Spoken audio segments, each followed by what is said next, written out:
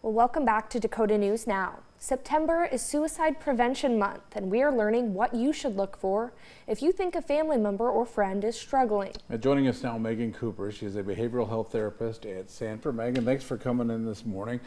Not, most pleasant of topics, but September is a month to be aware of this. What should you look for if you think someone, a loved one or a friend is having issues and thinking suicide? Yes, there are a few warning signs that you can look for when people are talking a lot about feeling hopeless, feeling like they're a burden, when they're researching maybe access to lethal means, doing a lot of Googling. There's other things that you can look for. Let's say they're spending a lot of time in bed, just not acting like themselves, isolating.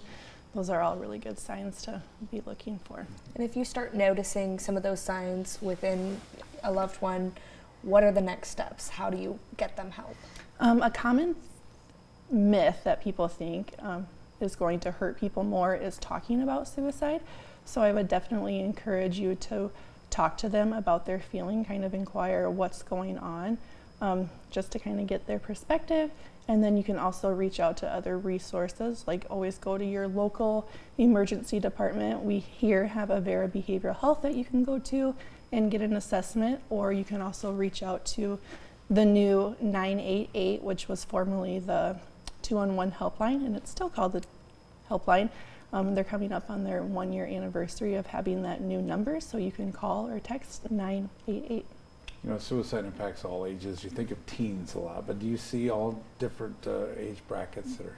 Yes, and I would say that according to the CDC, suicide is actually up more for teens and adolescents than what it would be overall.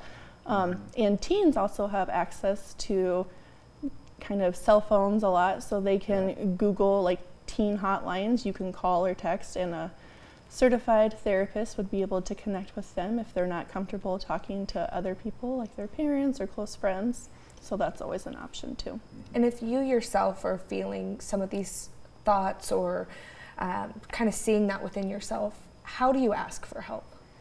I would probably go whatever you're most comfortable with. So going and trying to find like a close friend that you can contact, or maybe utilizing that 988 number where you can text. I know we live in a world that texting is a lot easier than calling, and they would be able to help kind of point you in the right direction.